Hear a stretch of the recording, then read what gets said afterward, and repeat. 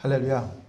복음비전교회 주일 예배 오신 여러분을 주님의 이름으로 축복하고 환영합니다. 모두 자리에서 일어서 주시기 바랍니다.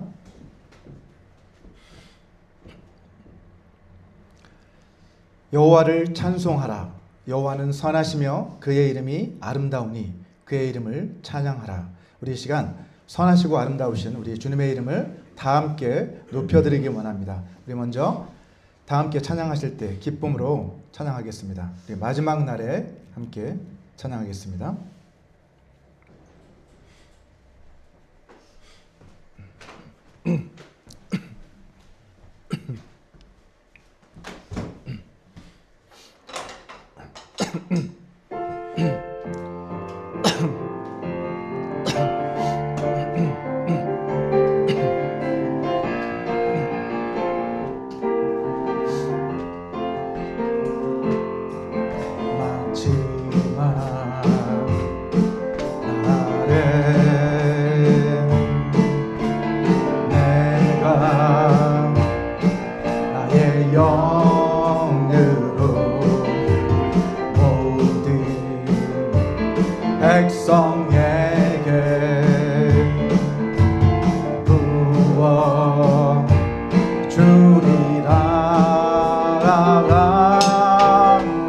자녀들은 예언할 것이요 청년들은 환상을 보고 아비들은 꿈을 꾸리라.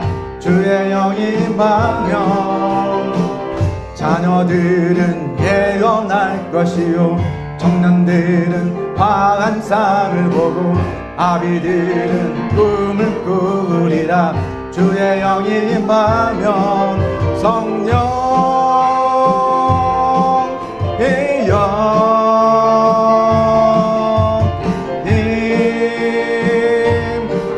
임하소서.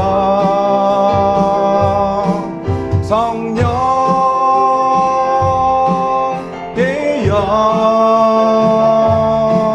우리에게 임하소서. 마지막 날에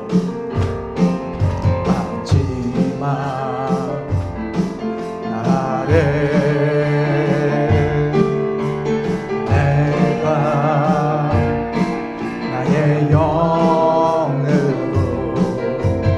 모든 백성에게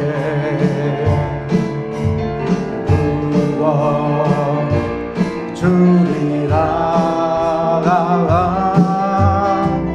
자녀들은 예언할 것이요 청년들은 환상을 보고 아비들은 꿈을 꾸리라. 주의 영이 임하면 자녀들은 예언할 것이요 청년들은 환상을 보고 아비들은 꿈을 꾸리라. 주의 영이 임하면 성령의 영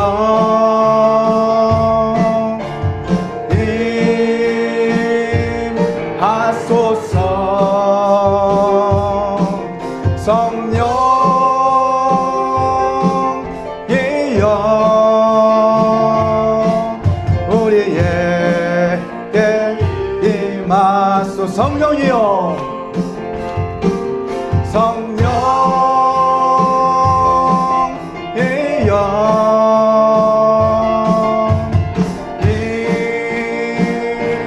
임하소서. 성령의 영 우리에게 임하소서.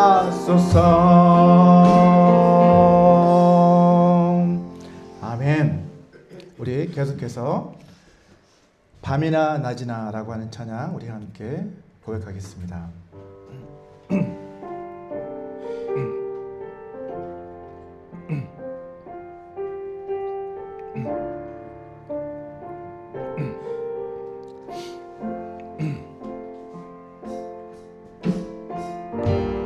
나의 소망 되신 주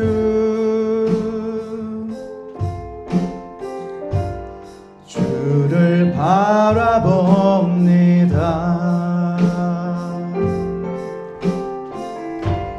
다시 오실 나의 왕 예수, 주를 기다립니다. 나의 소망 되신 주, 나의 소망 되신 주, 주를 바라봅니다.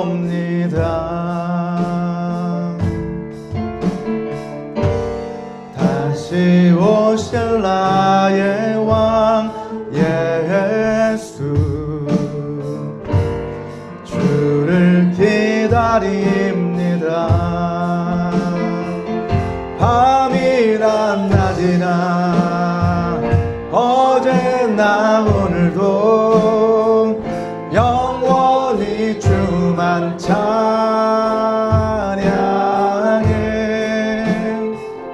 괴롭고 슬플 때 낭망하여 넘어져도 언제나 주만 찬양하겠네. 나의 소망 되신 주, 나의 소망 되신 주, 주를 바라봅니다.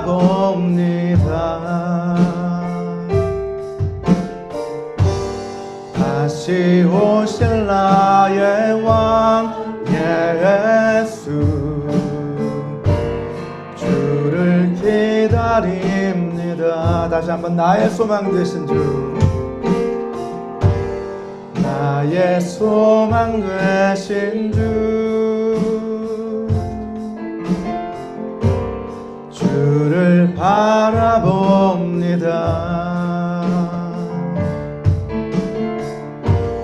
다시 오실 나의 왕 예수, 주를 기다립니다.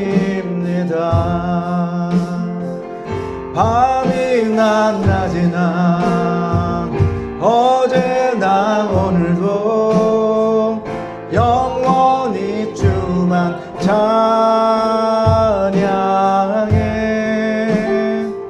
괴롭고 슬플 때 낭망하여 넘어져도 언제나 주만 찬양하겠네. 밤이나 낮이나 밤이나 낮이나 어제나 오늘도 영원히 주만 찬양해. 괴롭고 슬플 때 낭망하여 넘어져도 언제나 주만 찬양하겠네.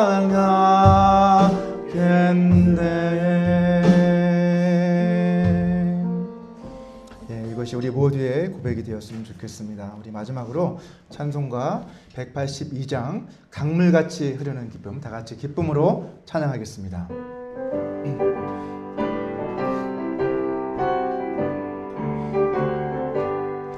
강물같이 흐르는 기쁨, 성령 강림함이라. 정결한 맘 영원하도록 주의 거처 되겠네. 주는 주시는 참된 평화가 내 맘속에 넘치네. 주의 말씀에 거센 풍랑도 잠잠하게 되도다. 나의 생명 솟생케 되는 성령이 하심이라. 모든 의심 슬픔 사라져 주의 평강 넘치네. 주는 주시는 참된 평화가 내 맘속에 넘치네. 주의 말씀에 거센 풍랑도 잠잠하게 되도다. 하늘에서 단비 내리고 햇빛 찬란함같이 우리 감사함에 성령님만이 주님 보내심이라. 주님 주시는 참된 평화가 내 맘속에 넘치네. 주의 말씀에 거센 풍랑도 잠잠하게 되도다.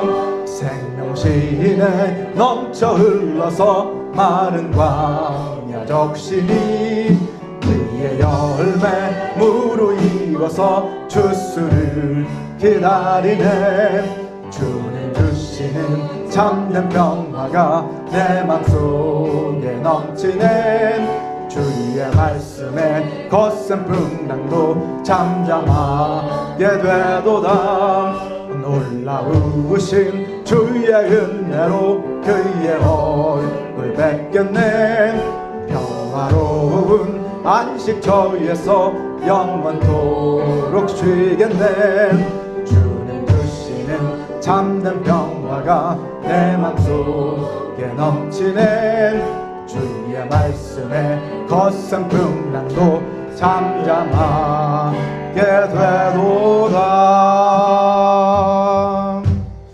아멘. 우리 이 시간에는 우리를 대표해서 이호정 장로님께서 기도해 주시겠습니다.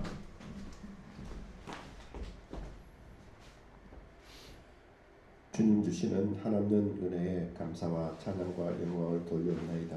아멘. 저희들의 심령 가운데 참 평안을 주시고 정직함과 주님을 향하는 마음으로 새롭게 도전받을 수 있도록 저희들이 이 예배 자리에 불러주심에 감사합니다. 아멘. 아버지. 한 주간 살아오면서 저희들 참으로 부끄러운 주님의 자녀답지 못한 삶을 살아온 것을 고백하오니 용서하여 주시옵시고, 아버지. 세상을 이기지 못하고 세상과 더불어온 사람들을 용서하여 주시옵소서. 아멘. 아버지. 시기하고 질투하고 분내고 자기의 욕심을 따라서 살아온 저희들을 용서하여 주시옵소서. 아멘. 아버지. 저희들의 발걸음마다 주님이 인도하심에 따라 나아가야 할 텐데 저희들이 그러지 못하고 저희들의 생각대로 살아왔음을 고백하오니 아버지 하나님이여 저희들을 불쌍히 여기시고 긍휼히 여기셔서 주님 한번 붙잡아 주시옵소서. 아멘. 아버지. 아버지 하나님, 저희들의 죄악을 용서하신 주님, 저희들이 이 자리에 나와서 예배드리게 하심을 감사합니다. 아멘. 아버지. 온 비전교회가 주님의 뜻 가운데서 아버지 주님의 뜻을 행하는 그런 교회가 되게 하여 주시옵소서. 아멘. 많은 숫자가 모이는 것도 중요하지만 저희들 심령들 가운데 주님을 향하는 그 마음이 뜨겁게 하시고 주님의 뜻을 헤아릴 수 있는 그런 심령들 되게 하여 주시옵소서. 아멘. 아버지 하나님, 세상은 지금 전쟁과 기근으로 아버지 많이 힘들어하고 있습니다. 아버지. 러시아와 우크라이나 전쟁이 아직 끝나지 않았는데 또한 아버지 미국과 이스라엘이 합작하여 이란으로 전쟁을 하고 있습니다. 세계 각국에서 주님을 알든 주님을 모르든 간에 그 고통받는 영혼들을 불쌍히 여겨 주시옵시고, 아멘. 아버지. 아버지 전쟁과 기근이 주님의 뜻이라면 어쩔 수 없겠지만 주님의 뜻이 아니고 인간적인 세상적인 것이라면 주님 말려 주시옵소서. 아멘. 아버지. 말려 주시고 평안히 있게 하시고 그들이 주님을 알 수 있도록 역사하여 주시옵소서. 아멘. 아버지. 우리가 살고 있는 이 미국 땅과 우리 조국 대한민국에 정치하는 모든 분들에게 힘을 주시고 능력 주시옵시되 하나님의 뜻을 헤아릴 수 있는 그런 이정자들을 세워 주시옵시고, 아멘. 그렇게 나라가 날로 주님의 참 주시는 평안을 누리며 살아가는 온 국민 온 백성이 되게 하여 주시옵소서. 아멘. 아버지 하나님 주관하실 수 믿습니다. 아버지 여러분 가운데서도 세계 곳곳에 나가서 아버지 그 어려움을 하나하나 몸으로 마음으로 받아들이며 선교하는 선교사님들 그 아버지. 가정들을 붙잡아 주시옵시고, 아멘. 그들이 펼치는 그 선교 사역이 하나님 나라의 한없는 기쁨으로 쌓이게 하여 주시옵소서. 아멘. 아버지 하나님 감사합니다. 오늘도 담임 목사님 말씀을 가지고 선포하실 텐데 그 말씀 가운데 은혜와 찬양, 감사가 넘치게 하여 주시옵소서. 아멘. 아버지. 모든 시종을 주님이 온전히 주관하시고 인도해 주시옵고, 오늘도 살아서 저희들에게 한없는 기쁨으로 함께 하시는 우리 주 예수 그리스도 받들어 감사함으로 간절히 기도합니다. 아멘. 아멘.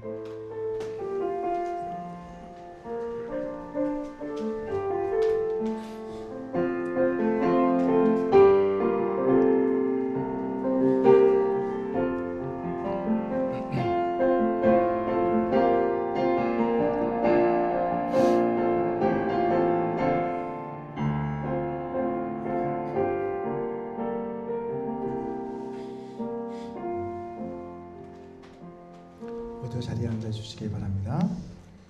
우리 이 시간에는 하나님께서 오늘 우리에게 주신 말씀 함께 봉독해 올려드리도록 하겠습니다. 오늘 주신 말씀은 요한복음 2장 1절에서 11절까지의 말씀입니다. 예, 저와 함께 한 절씩 교독하도록 하겠습니다. 제가 먼저 읽겠습니다. 사흘째 되던 날 갈릴리 가나에 혼례가 있어 예수의 어머니도 거기 계시고 예수와 그 제자들도 혼례 서로를 받았더니 포도주가 떨어진지라 예수의 어머니가 예수에게 이르되 저들에게 포도주가 없다 하니 예수께서 이르시되 여자여 나와 무슨 상관이 있나이까 내 때가 아직 이르지 아니하였나이다. 그의 어머니가 하인들에게 이르되 너희에게 무슨 말씀을 하시든지 그대로 하라 하니라. 유대인의 정결 예식을 따라 두세 통 드는 돌 항아리 6이 놓였는지라. 예수께서 그들에게 이르시되 항아리에 물을 채우라 하신즉 아귀까지 채우니 떠서 연회장에게 갖다 주라 하시매 갖다 주었더니 연회장은 물로 된 포도주를 맛보고도 어디서 났는지 알지 못하되 물 떠온 하인들은 알더라. 연회장이 신랑을 불러 사람마다 먼저 좋은 포도주를 내고 취한 후에 낮은 것을 내거늘 그대는 지금까지 좋은 포도주를 두었도다 하니라. 예수께서 이 첫 표적을 갈릴리 가나에서 행하여 그의 영광을 나타내심에 제자들이 그를 믿으니라. 아멘. 우리가 인생을 살아가다 보면 누구한테나 예기치 못했던 그러한 위기의 순간들이 찾아오곤 하죠. 우리가 충분하다고 생각했던 그런 것들이 갑자기 바닥이 나고 또 우리가 열심히 준비를 해왔지만 예상치 못한 그런 벽에 부딪히는 그런 경우도 있고 간절히 바라고 기대했던 그런 것들이 물거품이 될 위기에 처해버리기도 합니다. 자, 이러한 순간들을 우리가 맞이하게 되는데 오늘 본문에 이 기록되어 있는 이 이야기 역시 그러한 삶의 자리에서 시작되고 있는 것을 볼 수 있습니다. 혼인잔치에서 그 당시 포도주는 굉장히 중요한 역할을 했잖아요. 그 혼인잔치에 포도주가 떨어진 사건을 오늘 본문은 우리에게 기록하고 있습니다. 그런데 이 사건은 단지 혼인잔치에서 포도주가 떨어졌다는 그러한 이야기가 아니라 또 그 포도주가 변하여 물이 되었다는 단순한 기적의 이야기가 아니라 이 사건을 통해 하나님께서 우리에게 가르쳐 주시고자 하는 중요한 뜻이 이 안에 담겨 있다는 것을 알 수 있습니다. 요한복음 2장 11절에 보면 예수께서 이 첫 표적을 갈릴리 가나에서 행하여 그의 영광을 나타내심에 제자들이 그를 믿으니라 라고 이렇게 기록을 하고 있는데 요한이 이 복음서에서 이 사건을 기록한 목적은 기적을 기록하는 것이 목적이 아니라 어때요? 믿음과 영광에 대한 그 관계를 가르쳐 주기 위해서 사실은 이 사건을 이 복음서에 기록했다고 저는 생각합니다. 이 사건에는 세 종류의 믿음이 등장을 하죠.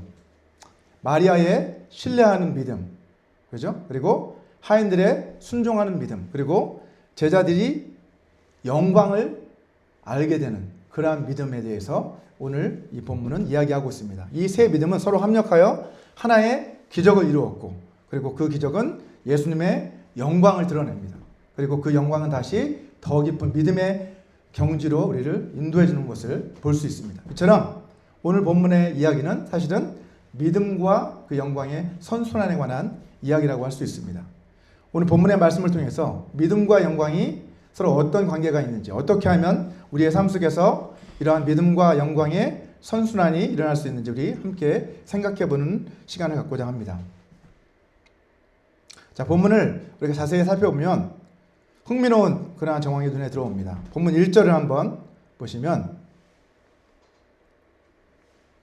예수님의 어머니가 먼저 예수님의 어머니 마리아가 예수님보다 먼저 그 잔치 자리에 있었다는 것을 알 수 있죠. 그죠? 먼저 그 자리에 와 있습니다. 본문 2절에서는 예수님과 그 제자들도 초대를 받아서 그 잔치에 참석을 했다라고 그렇게 기록을 하고 있습니다. 그리고 본문 5절에서 마리아는 그 집안의 하인들에게 자연스럽게 직접 지시를 내리고 있는 모습을 볼 수가 있습니다. 이 세 가지 정황은 우리에게 매우 중요한 사실을 시사해주고 있습니다. 혼인잔치를 연 그 집안과 예수님의 가정이 단순한 지인관계를 넘어서 아주 가까운 친족관계였을 가능성이 아주 높다는 거죠. 대다수의 성경 주석가들도 마리아가 이 잔치의 진행을 직접 도우면서 아주 책임있는 중요한 역할을 맡고 있었다는 그런 사실을 근거로 그녀가 이 집안과 친족관계였다라고 그렇게 보고 있습니다. 또 요한복음 2장 12절을 보게 되면 이 잔치 후에 예수님의 형제들도 어머니와 그 제자들과 함께 가버나움으로 내려갔다라고 그렇게 기록을 하고 있습니다. 이것 역시 이 잔치가 가족 모두가 함께한 가족 행사였다는 것을 보여주는 추가적인 증거라고 할 수 있습니다. 마리아가 남의 집 잔치의 구경꾼이 아니라 이 잔치에서 어떤 중요한 책임을 맡은, 그리고 그 부담을 함께 지고 있었던 당사자 중에 한 사람이었다는 것을 보여주고 있는 거죠. 그런데 이 잔치집에 포도주가 떨어졌습니다. 자, 오늘날 우리의 관점에서 보면 아주 심각한 문제로 그렇게 생각되지 않을 수 있겠죠. 하지만 당시 유대 문화에서 혼인잔치는 어때요? 일주일 동안 계속 진행이 됩니다. 그리고 그 혼인을 준비하기 위해서는 여러 해에 걸쳐서 상당한 양의 포도주를 미리 준비를 해 두어야만 했습니다. 그런 준비가 필요한 것이 바로 혼인잔치였다는 거죠. 그래서 잔치 중에 포도주가 떨어진다는 것은 그 집안이 이 혼인잔치를 제대로 준비하지 못했다라고 하는 그 증거가 될 수 있고, 이것은 그 집안 전체의 수치로 여겨질 수 있는 아주 심각한 문제라고 할 수 있어요. 자, 연애를 책임진 연회장과 신랑, 이 사람들은 이렇게 되게, 만약에 포도주가 떨어지게 되면 어떤 상황에 놓이게 될까요? 그들은 아주 위기에 처하게 되는 거죠. 중요한 책임자로서 제대로 준비하지 못한 책임을 질 수밖에 없습니다. 친족으로서 또 이 잔치를 함께 책임지고 있었던 마리아에게도 이것은 결코 남의 일이 아니었습니다. 자, 이때 마리아는 누구에게로 갔습니까, 여러분? 그녀는 포도주 상인을 찾거나 잔치집 주인을 찾아가지 않고 누구를 찾아갔어요? 예수님을 찾아갔습니다. 그래서 포도주가 떨어지니 예수의 어머니가 예수에게 이르되 저들에게 포도주가 없다라고 이렇게 말씀드리는 것을 볼 수 있습니다. 이러한 마리아의 행동 자체에서 우리는 믿음을 볼 수 있죠. 예수님을 찾아가서 그분에게 해결책을 그렇게 요구하고 있는, 해결책을 구하는 그런 모습을 볼 수 있습니다. 마리아는 지금 이 상황을 그대로 예수님께 아뢰고 있어요. 나의 필요와 나의 현실을 그대로 아뢰는 것, 사실은 이것이 기도의 본질이라고 우리는 할 수 있죠. 내가 처한 이 상황에서 지금 제가 필요한 것이 이것입니다라고 주님께 솔직하게 아뢰는 것, 그것이 바로 기도의 시작입니다. 자, 이러한 청을 듣고 예수님의 반응은 어땠습니까, 여러분? 예수님께서는 전혀 다른 그런 반응을 보이십니다. 여자여, 나와 무슨 상관이 있나이까? 내 때가 아직 이르지 아니하였나이다 라고 이렇게 말씀하시죠. 우리는 이 말씀을 오해하지 말아야 합니다. 여기서 여자야라고 하는 그 호칭은 냉담하거나 무례한 그런 표현이 아니죠. 당시 헬라 문화나 또 유대 문화 모두에서 이 호칭은 상대방을 존중하는 그러한 표현이었습니다. 예수님은 훗날 십자가 위에서도 마리아를 뭐라고 부르십니까? 여자여라고 이렇게 부르는 것을 확인할 수 있습니다. 우리가 예수님이 마리아를 어머니가 아닌 여자여라고 부르신 것은 이제 어머니와 아들을 이러한 사적인 관계가 아닌 하나님의 아들로서 공적인 사명의 자리에 지금 서 계셨다는 것을 우리에게 보여주고 있습니다. 예수님은 이제 하나님 아버지의 뜻을 따라 살아가는 메시아이신 예수님으로서 이 공생애를 시작하고 계신 것이죠. 나와 무슨 상관이 있나이까? 라고 하는 이 표현 역시 나는 이 일에 관심이 없다거나 내 알 바 아니다 라고 하는 그런 의미가 전혀 아닙니다. 이것은 나는 이제 하나님 아버지의 뜻과 그분이 정하신 그 계획에 따라 행동하는 자다라고 하는 그러한 의미를 담고 있는 것이죠. 자, 예수님은 마리아의 요청이 아니라 오직 아버지의 뜻에 따라 기적을 행하실 것을 밝히신 것입니다. 하지만 어머니로서 마리아는 사실 이 말씀을 들었을 때 서운한 감정이 들 수도 있었겠죠. 자, 그럼에도 마리아는 그 마음이 흔들리지 않았습니다. 왜요? 마리아에게는 예수님에 대한 믿음의 근거가 분명히 있었기 때문입니다. 그녀는 천사 가브리엘로부터 하나님의 아들을 잉태하게 될 것이다 라고 하는 그 메시지를 분명히 들었고, 실제로 성령으로 잉태하여 예수님을 그가 몸소 낳았기 때문입니다. 자, 마리아는 또한 예수님에 관한 엘리사벳의 예언도 들었고, 베들레헴의 목자들과 동방박사들이 경배하는 그 모습도 지켜보았죠. 그리고 시몬과 안나의 예언도 들었습니다. 뿐만 아니라 12살 된 예수님이 성전에서 내가 내 아버지의 집에 있어야 할 줄을 알지 못하셨나이까 라고 말씀하시던 그 모습도 그녀는 생생히 기억하고 있었습니다. 자, 그래서 누가복음 2장 19절을 보면 마리아는 이 모든 말을 마음에 새기어 생각하니라 라고 이렇게 말씀하고 있어요. 이처럼 마리아의 믿음은요, 자신만의 어떤 특별한 경험, 그리고 하나님께서 여러 믿음의 사람들을 통해서 그녀의 마음속에 새겨주신 예수님에 대한 강한 신뢰로부터 나온 행동이었습니다. 자, 그래서 마리아는 오늘 본문 5절에서 그 집 하인들에게 이렇게 말씀합니다. 무슨 말씀을 하시든지 그대로 하라 라고 그렇게 지시하고 있는 것을 볼 수 있습니다.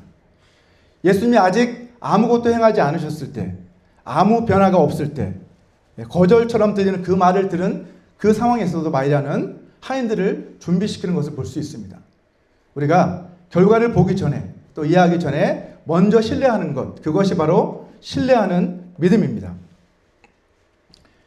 잔치집에 포도주가 떨어졌던 것처럼 여러분의 삶 가운데 꼭 필요한 무언가가 우리의 삶 가운데 생길 때가 있습니다.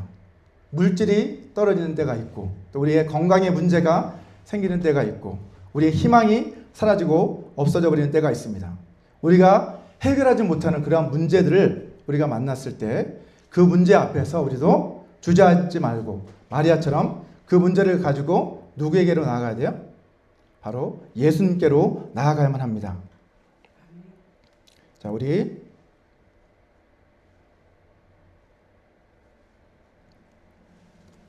두 번째는 우리가 볼 수 있는 것은 하인들의 믿음입니다.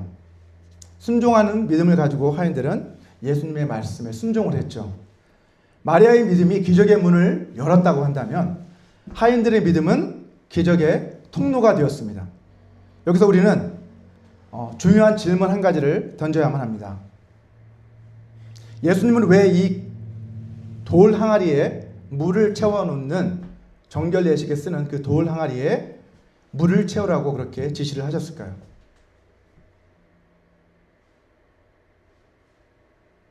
돌 항아리들은 주로 어때요? 결례를 위해서 손 씻게, 손님들이 왔을 때 먼저 손을 씻고 이렇게 정결 의식을 행한 뒤에 이렇게 잔치에 참여하도록 하기 위해서 그렇게 준비해 두는 것이겠죠.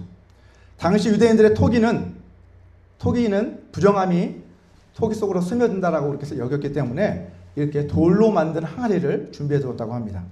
이 항아리들은 어떤 유대교의 율법적 정결 예식에 따라, 그 기준에 따라 그렇게 마련해 둔 것들입니다. 사실은 이것은 유대교를 상징하는 그러한 항아리들이라고 할 수 있어요. 자, 여기에서 두세 통 드는 돌 항아리 6개가 놓여 있었다라고 그렇게 기록을 하고 있는데, 한 통은 여기서 한 통은 10갤런 정도라고 합니다. 따라서 항아리 하나의 용량은 대략 20에서 30갤런 정도 되는 거예요. 리터로 하면 76에서 114리터 정도가 된다고 합니다. 그래서 6항아리를 모두 다 합쳐본다면 대략 120갤런에서 180갤런 정도 되는 아주 상당한 양이죠. 1갤런짜리 우유를 생각해보면 그게 120개, 180개 정도 되는 그런 포도주 양을 생각해 보시기 바랍니다. 자, 이 많은 물, 이렇게 많은 물이 모두 포도주로 그렇게 변화되는 기적이 오늘 본문에서 일어나는 것을 알 수 있어요. 단순히 어떤 잔치의 필요를 채워주는 그러한 기적이 아니라 그것을 넘어서서 차고 넘치도록 채워주시는 그 하나님의 은혜, 또 메시아 시대의 풍성함을 이 사건을 우리에게 보여주고 있습니다. 이사야서 25장 6절에 보면 이렇게 말씀하고 있습니다. 만군의 여호와께서 이 산에서 만민을 위하여 기름진 것과 오래 저장하였던 포도주로 연회를 베푸시리니 곧 골수가 가득한 기름진 것과 오래 저장하였던 맑은 포도주로 하실 것이며 라고 이렇게 말씀하고 있습니다. 자, 그러나 이 풍성함보다 더 중요한 것은 예수님이 무엇을 사용하셨는가 하는 것이 중요합니다. 예수님은 새 포도주를 만들기 위해 무엇을 사용하셨어요? 율법에서 요구하는 율법의 정결 예식에 사용되었던 그 물을 지금 사용하셔서 포도주를 만드셨다는 것이 중요합니다. 이것은 결코 우연이 아닙니다. 예수님께서는 의도적으로 이 기적 표적을 행하셨는데 여기에는 깊은 뜻이 담겨져 있습니다. 율법 정결 예식에 보면 이렇게 정결한 물로 먼저 손을 씻어야 한다는 그 규례가 있지만 이것은 예수님께서 이 물을 가지고 어떻게 역사하셨어요? 이 물을 포도주로 변화시키셨어요. 물이 변하여 포도주가 되게 하는 기적을 행하셨다는 거죠. 이것은 우리 가운데 임할 율법에서 율법 시대를 지나 이제는 복음의 기쁨의 시대로 전환되었음을 우리에게 보여주는 그러한 기적 사건이라는 것을 오늘 이 사건을 통해 우리는 알 수 있습니다. 옛 언약에서 새 언약으로의 전환, 그리고 율법에서 복음으로의 그 전환을 상징적으로 보여주는 이 사건이 바로 오늘 본문의 기적 사건인 것을 알 수 있습니다. 자, 요한복음 1장 17절에 보면 율법은 모세로 말미암아 주어진 것이요 은혜와 진리는 예수 그리스도로 말미암아 온 것이다 라고 그렇게 말씀을 합니다. 자, 포도주가 떨어진 이 혼인잔치는 단순히 한 가정의 문제가 아니죠. 이것은 당시 유대교의 영적인 상태를 사실은 보여주고 있습니다. 겉으로는 정결 예식의 물 항아리로 가득 찬 그러한 종교적인 형식은 잘 갖추고 있지만 사실 그 안에 있어야 할 그러한 기쁨은 비어있는, 기쁨은 없는 그러한 공허한 상태를 지금 보여주고 있는 것이죠.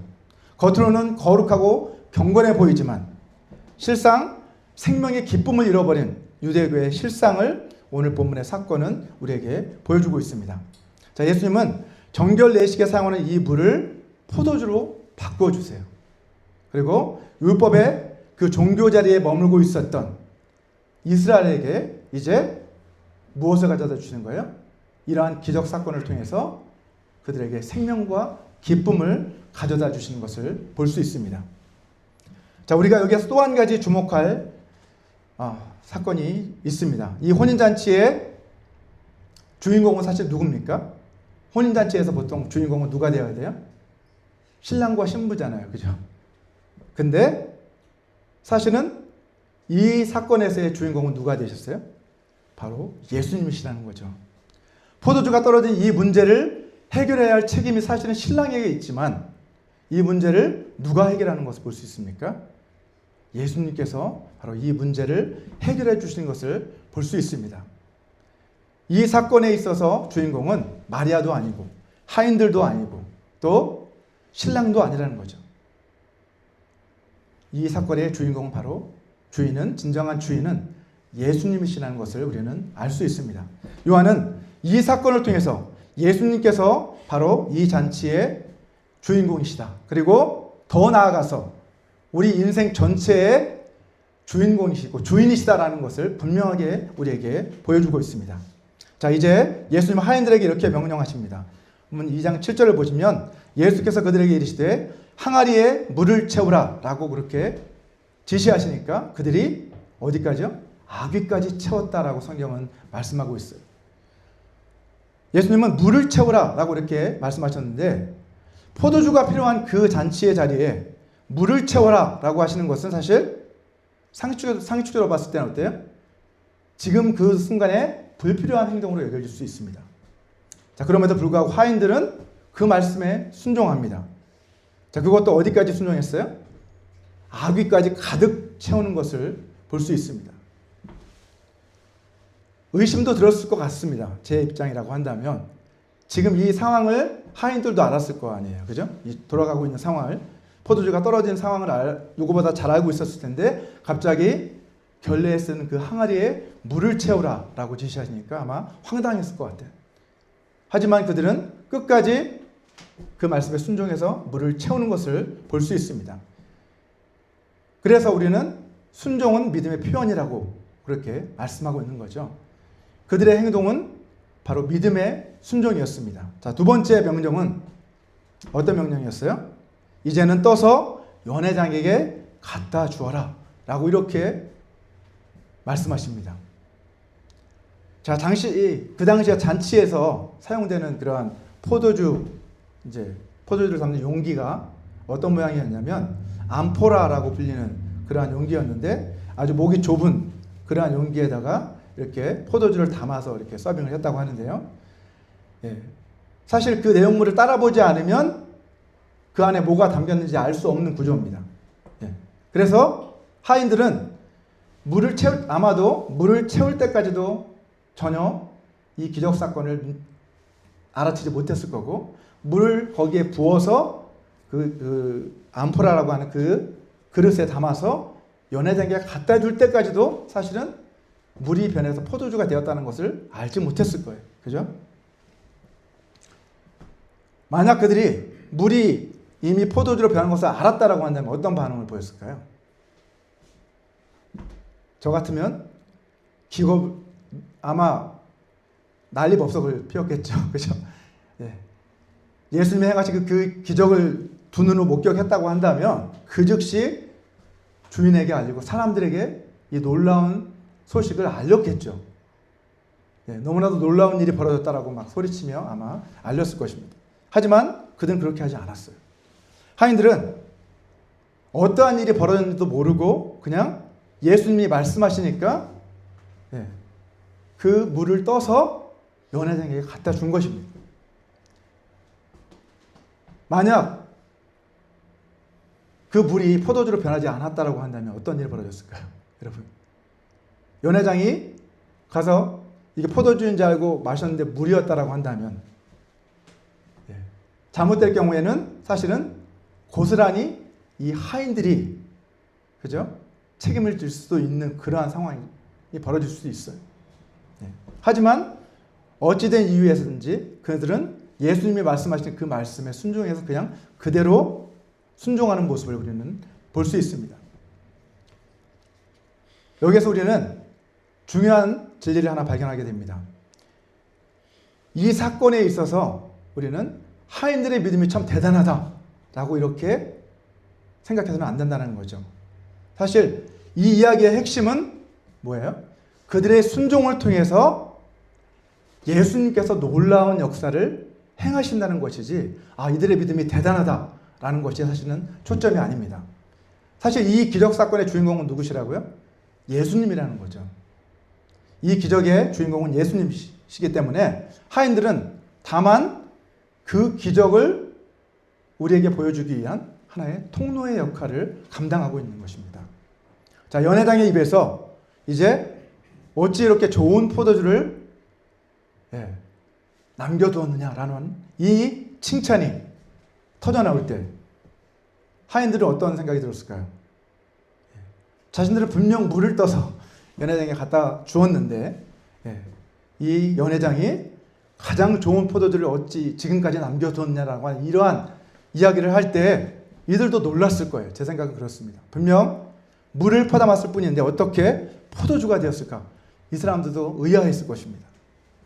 그리고 이 하인들 자신은 어떤 생각을 하게 됐을까? 하인들은 이 예수님이 행하신 이 놀라운 기적을 그들도 자신들이 직접 경험한 거 아니에요. 그죠? 직접 그 물을 떠다가 주었더니 그 물이 포도주로 변하는 놀라운 그 기적을 자신들이 체험했다는 것을 알게 되었을 것이고, 그 사건은 그들의 일평생 잊지 못하는 그러한 기억으로 남아있었을 것입니다. 그리고 무엇보다 중요한 것은 뭐예요? 이 사건을 통해 이들은 어떻게 되었을까요? 이 예수님이라는 분이 참으로 놀라운 분이시구나. 적어도 이분은 하나님이 보내신 분이시구나 라고 한 이러한 경험을 그들은 하게 되었을 것입니다.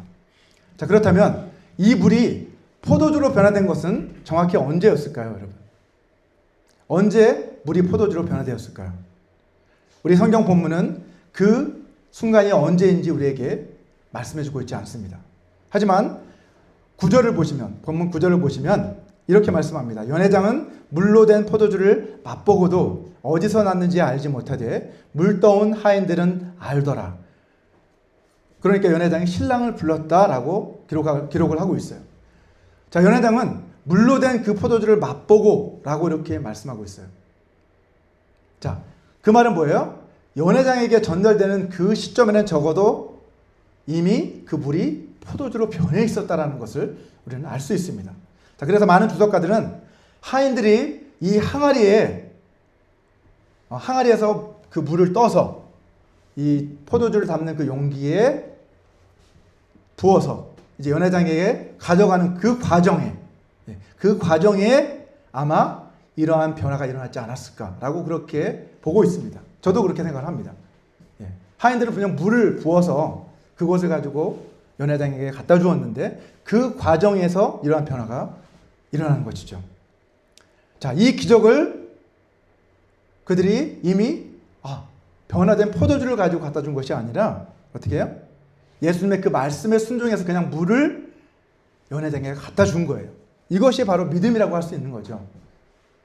또 한 가지 이러한 믿음으로 순종했을 때 어떤 일이 벌어졌어요?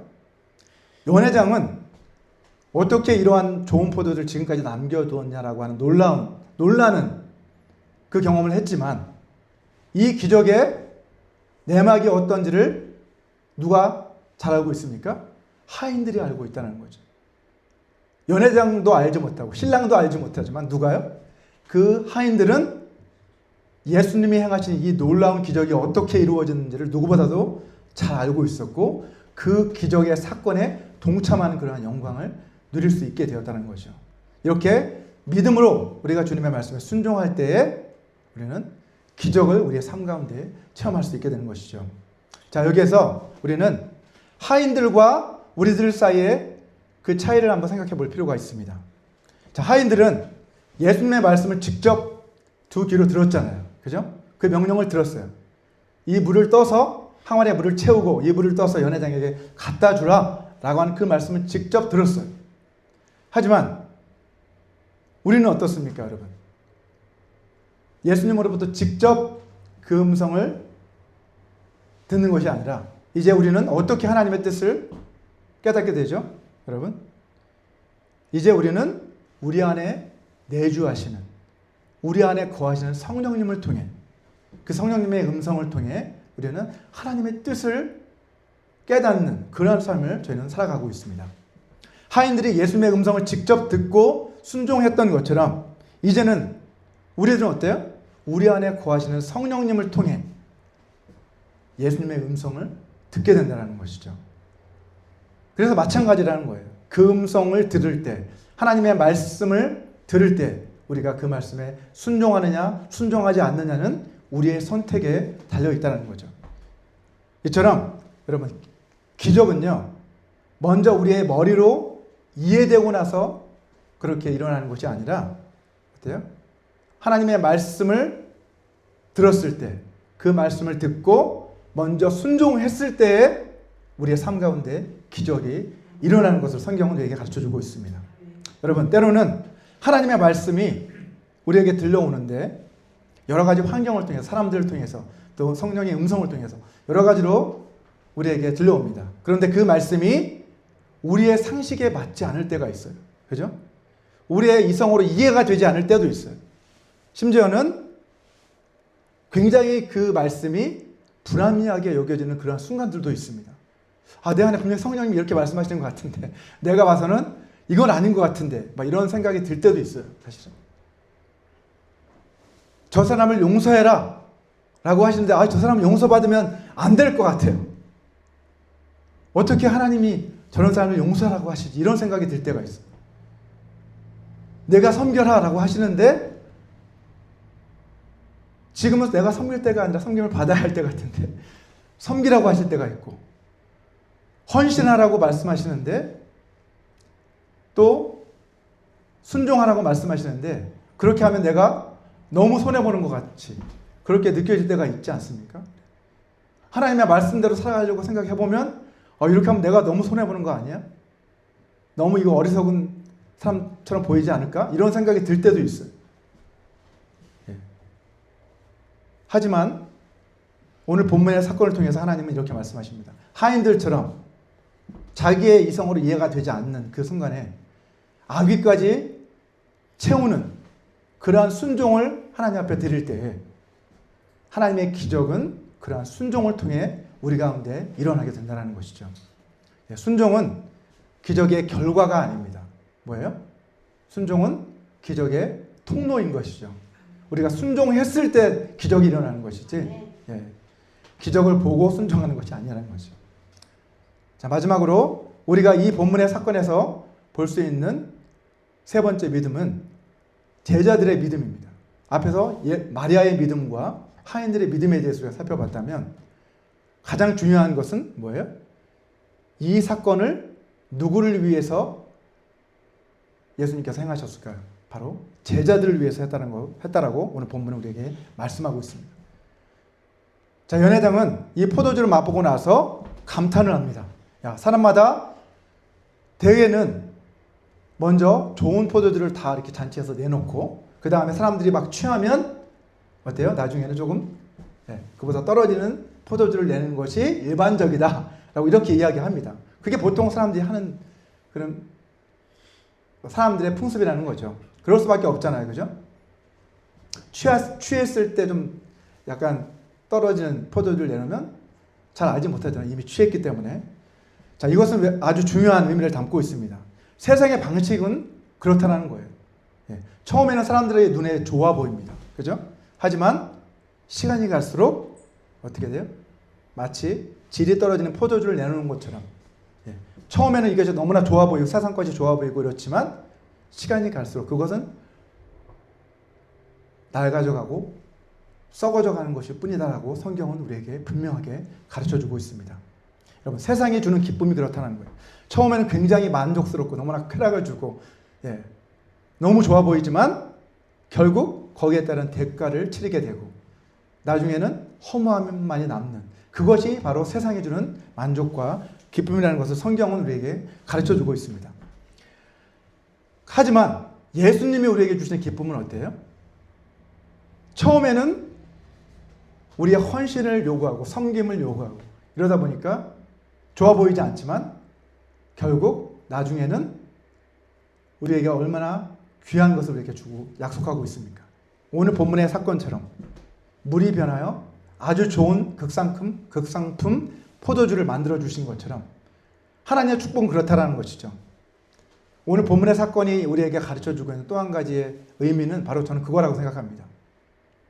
하나님의 그 축복은 지금은 아무것도 아닌 것처럼 보이지만 결국 어때요? 세상이 줄 수 없는 가장 큰 기쁨과 가장 큰 축복을 하나님 우리를 위해 예비해 주신다는 것을 오늘 본문의 사건은 우리에게 분명하게 가르쳐주고 있습니다. 자, 그런데 사도 요한은 이 사건의 결론을 연회장의 감탄이나 신랑의 기쁨으로 그렇게 마무리하고 있지 않습니다. 오늘 본문 마지막 절인 11절 말씀을 같이 한번 읽어보도록 하겠습니다. 같이 읽겠습니다. 시작. 예수께서 이 첫 표적을 갈릴리 가나에서 행하여 그의 영광을 나타내시며 제자들이 그를 믿으니라 라고 이렇게 기록을 하고 있습니다. 자, 헬라어 원문을 보면 여기에서 믿으니라 라고 하는 이 동사는 부정 과거 시제로 되어 있어요. 자, 그 말이 뭐냐면 제자들이 이 순간에 믿음에 도약이 있었다는 거예요.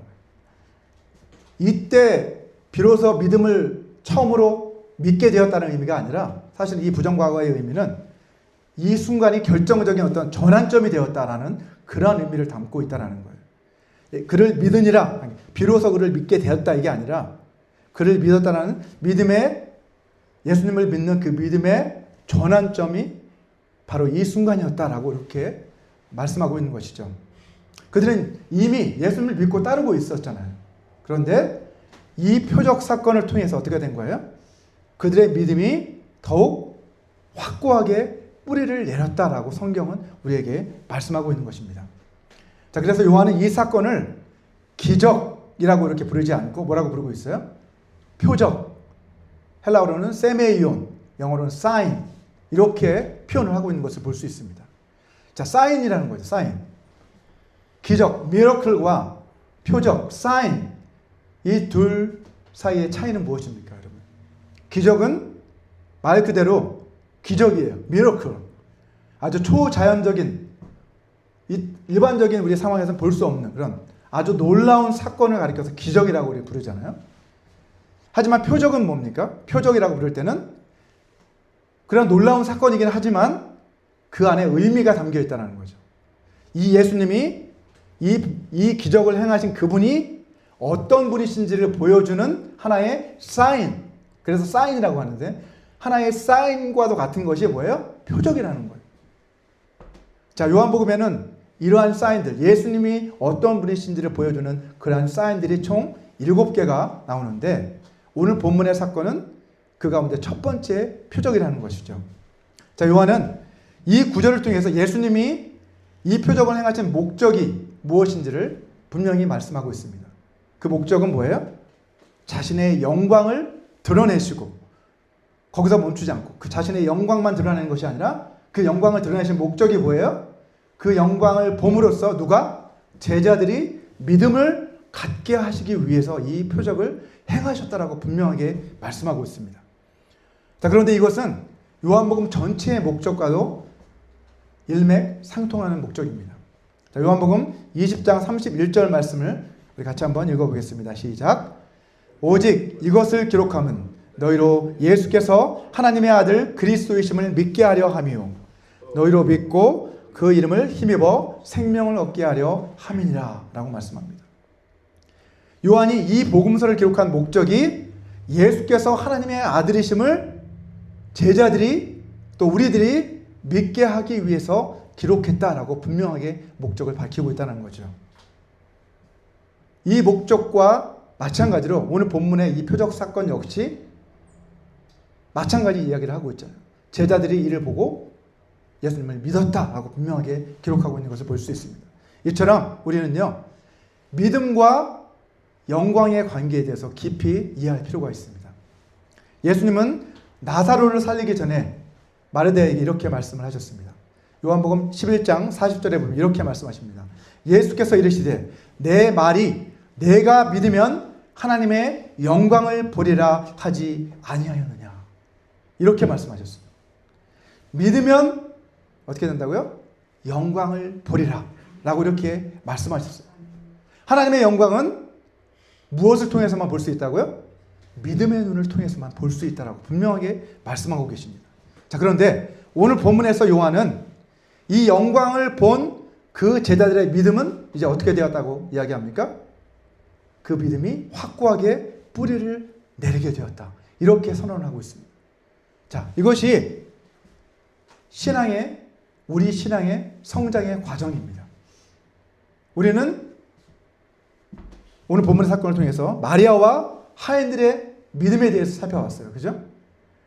그들의 그 믿음, 온전한 믿음은 아니지만 그 믿음은 기적을 우리 가운데 가져왔어요. 그죠? 통로가 되었습니다. 그런데 그 기적을 통해서 무엇이 드러났습니까? 예수님의 영광이 드러나게 되었죠. 그리고 그 영광을 본 제자들은 어떻게 되었어요? 그 영광을 보고 확고한 믿음을 가지게 되었다. 이것이 오늘 본문의 사건이 우리에게 주는 열쇠입니다. 핵심입니다. 믿음이 영광의 문을 열고, 그죠? 영광을 우리에게 보여주는 그 통로가 되고, 그 보여진 영광이 또다시 믿음을 자라게 하고 뿌리내리게 하는 그러한 순환의 과정을 오늘 사건을 통해서 우리는 발견하게 됩니다. 그래서 제가 오늘 설교의 제목은 믿음과 영광의 선순환이라고 이렇게 붙인 이유가 바로 그것입니다.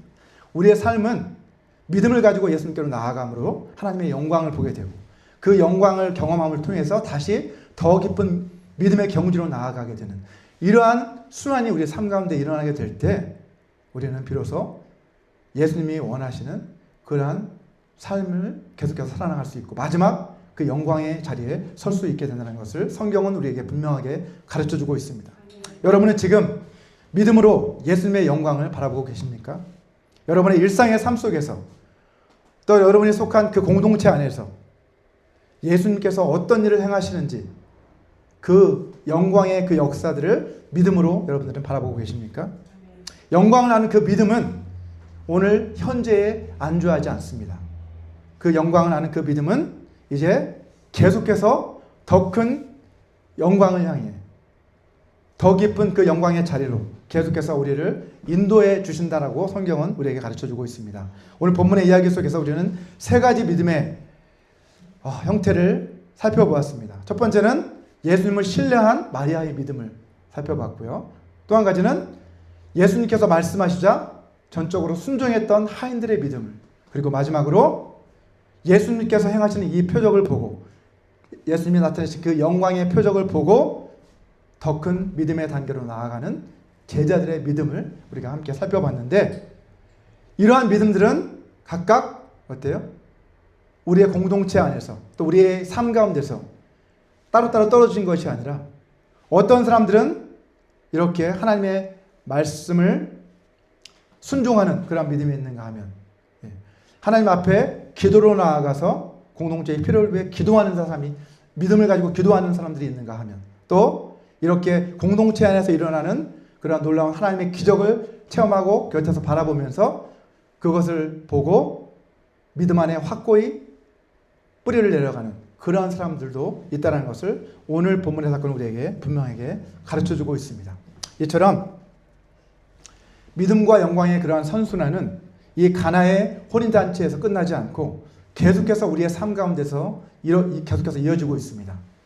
우리의 포도주가 떨어지는 그 자리, 우리의 삶에 예기치 못한 그러한 상황들이 우리 가운데 찾아올 수 있지만 그때가 어떤 때라는 거예요? 바로 믿음으로 예수님 앞으로 나아갈 때고 하나님의 말씀에 순종할 때이고, 그것을 통해서 하나님의 영광을 더 깊이 깨달아가게 되는 그러한 기회가 되어야만 한다라고 성경은 오늘 우리에게 가르쳐주고 있습니다. 자, 우리 모두가 이러한 믿음을 가지고 순종함으로 인해서 하나님의 놀라운 기적들을 날마다 삶 가운데서 체험하는 저와 여러분이 되시기를 주님의 이름으로 축원합니다. 우리 이 시간 같이 기도하실 때에 우리의 삶 가운데도 우리의 또 공동체 안에서도 이러한 믿음과 영광의 그러한 선순환이 계속해서 일어날 수 있게 해달라고 주님께서 우리에게 말씀하실 때 우리가 순종하는 그러한 믿음을 허락해달라고 다 같이 통성으로 같이 기도하겠습니다. 거룩하신 아버지 하나님, 오늘 본문의 사건을 통해서 아버지 하나님, 우리의 삶 가운데 우리가 주인이 아니라 하나님 아버지 예수 그리스도가 우리의 주인이심을 다시 한번 고백합니다. 하나님, 우리의 삶 가운데서 아버지 오늘 본문의 사건과 같이 잔치집에 포도주가 떨어진 것과 같은 그러한 상황들이 우리 가운데서 벌어질 수 있습니다. 하나님, 아버지 하나님, 우리가 모든 것이 준비되었다고 그 생각할 때에 아버지 하나님, 갑작스럽게 우리에게 아버지 포도주가 떨어진 것과 같이 아버지 우리 삶 가운데 주님의 도우심 없이는 아버지 하나님 헤쳐나갈 수 없는 그러한 위기 가운데 처할 때가 있습니다.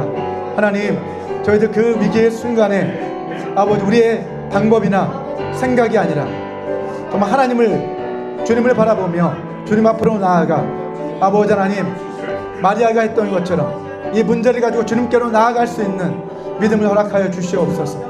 하인들이 순종했던 것처럼 저희들도 주의 말씀에 순종함으로 인해 놀라운 하나님의 기적을 우리의 삶 가운데 체험하는 저희들 되게 도와주시옵소서. 무엇보다도 하나님께서 우리 공동체 가운데 행하시는 그 믿음의 아버지 하나님 순종을 통해서 행하시는 그 놀라운 기적들을 바라봄으로 인해서 아버지 하나님, 저희들 제자들처럼 아버지 하나님 믿음의 확고한 자리로 더 나아갈 수 있도록 아버지 더 믿음의 확신을 가지고 아버지 정말 주님을 섬기는 자리로 나아갈 수 있도록 저희를 인도하여 주시옵소서. 하나님, 물이 변하여 포도주가 된 것처럼 우리의 삶 가운데서도 아버지 옛사람의 습관들이 끊어지고 이제 놀라운 새로운 아버지 하나님 새 언약의 아버지 삶을 살아낼 수 있도록 저희를 변화시켜 주시옵소서. 도와주시옵소서.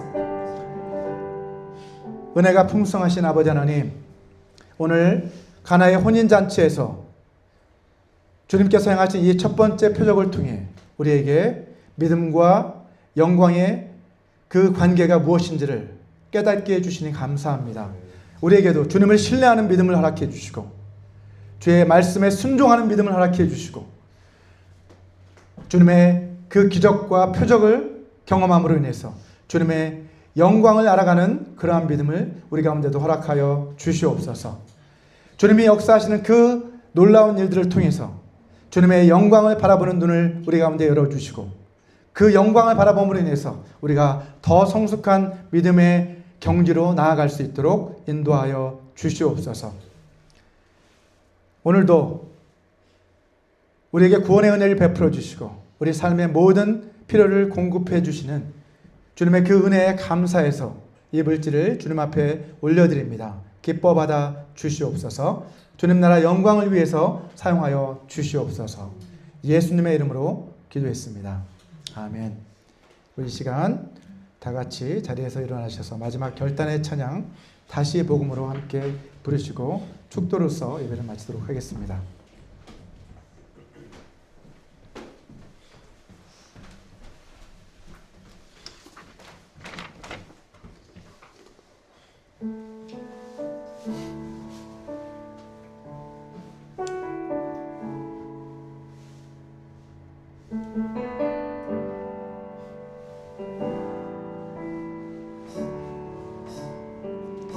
하나님 독생자 예수 그리스도 그분만이 오직 길과 진리 생명이라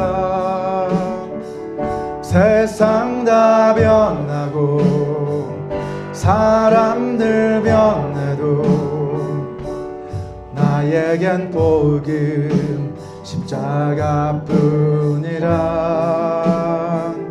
하나님 독생자 예수 그리스도 그분만이 나의 길과 진리 생명이라 세상이 비웃고 사람들 떠나도 나에겐 복음 십자가뿐이라 다시 복음으로 다시 십자가로 다시 하나님께로 나아갑니다. 오직 복음만이 오직 십자가만이 오직 하나님만이 나의 전부입니다. 다시 복음으로 다시 십자가로 다시 하나님께로 나아갑니다. 오직 복음만이 오직 십자가만이 오직 하나님만이 나의 전부입니다. 아멘. 우리 같이 기도하시겠습니다.